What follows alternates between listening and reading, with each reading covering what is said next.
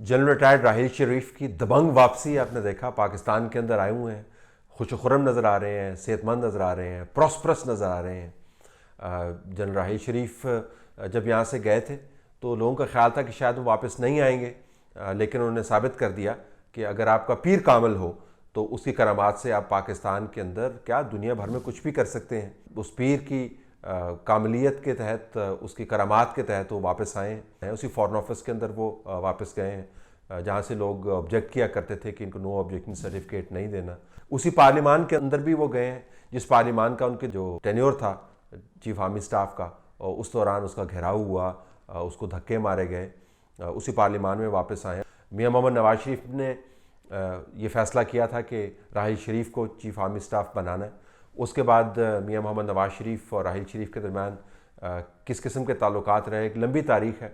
अब उसको दोहराने की कोई फ़िलहाल ज़रूरत भी नहीं है, उसका फ़ायदा भी नहीं है कि राहिल शरीफ ने जो अचीव करना था वो अचीव कर लिया। पहले वो चाहते थे कि उनका आर्मी चीफ का टेन्योर ही अगर बढ़ जाए और उनका ओहदा बड़ा हो जाए, क्योंकि उनके ख्याल के मुताबिक उनका कद काट बहुत बड़ा था दूसरे जर्नलों की निस्बत, तो वो नहीं हो पाया। तो फिर उन्होंने दौरान सर्विस जो है बातचीत तय की सऊदी अरब के साथ, और वो नौकरी हासिल की कि तमाम लोग अंगुष्ठ बदनदार रह गए, हैरान हो गए, शशतर हो गए, सड़ते भी होंगे, जेलस भी होते होंगे कि राहिल शरीफ ने इतना ज़बरदस्त अपना मुस्तकबिल जो है वो तैयार किया है। और उसके बाद जब नवाज शरीफ चले गए तो फिर दोबारा से ये इशू उठा कि राहिल शरीफ किस तरीके से पाकिस्तान के रिटायर्ड चीफ आर्मी स्टाफ होकर दूसरे मुल्क की बनाई हुई एक इस्लामिक फ़ोर्स जो है, जो बुनियादी तौर पर सऊदी फ़ोर्स है, उसको वो हेड करेंगे।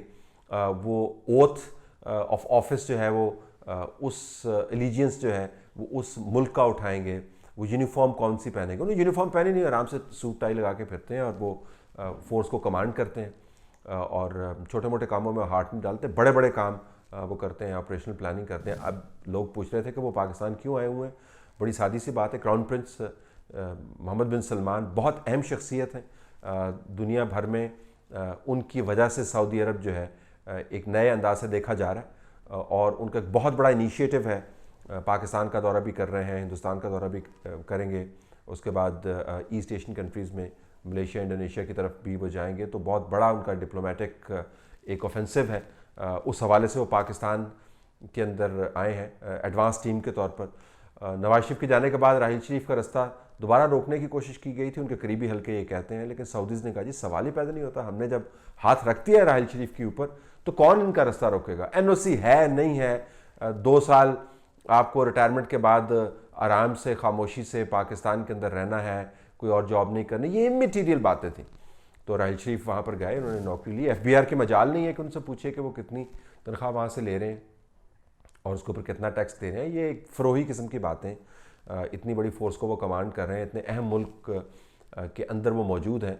तो अब वो पाकिस्तान के अंदर जब दोबारा आ गए हैं तो ये डिबेट भी बिल्कुल बेमानी आपको लगेगी कि उनसे पूछा जाए जी कि नॉर्थ वज़ीरिस्तान का जो ऑपरेशन आपने किया था, उतना तवीला ऑपरेशन क्यों था, उसके ऊपर इतना ख़र्चा क्यों हुआ, उसके अंदर पाकिस्तान के फ़ौजियों की कितनी शहादतें हुई, किस तरीके से शहादतें हुई, उस ऑपरेशन का एनालिसिस करने की ज़रूरत नहीं। बताया गया था कि स्विट्ज़रलैंड बन जाएगा, स्विट्ज़रलैंड तो बना ही। मीडिया की टीमें बड़ी मुश्किल से जो है जिसको हम कहते हैं डॉग एंड पॉनी शो, उसके ज़रिए वहाँ पर जाती हैं और कवरेज करती हैं। हालात वहाँ पर ठीक नहीं है, लेकिन ये सवाल उनसे कोई नहीं पूछेगा।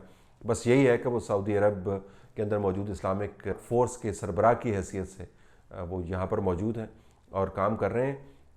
ये भी उनसे नहीं पूछा जाएगा कि आने वाले दिनों में इस खत्ते के अंदर क्या ऐसे वाक़यात रूनुमा हो सकते हैं जिससे पाकिस्तान की ख़ारजा पॉलिसी मुतासर हो सकती है। बड़ी दिलचस्प बात होगी कि इर्द गिर्द के ममालिक उनके इस दौरे को कैसे देखते हैं। MBS क्राउन प्रिंस मोहम्मद बिन सलमान यहाँ पर आएंगे तो हमारे हमसाए उसको कैसे देखेंगे, ईरान उसको कैसे देखेगा। ये सवालात जनरल राहिल शरीफ के लिए नहीं है।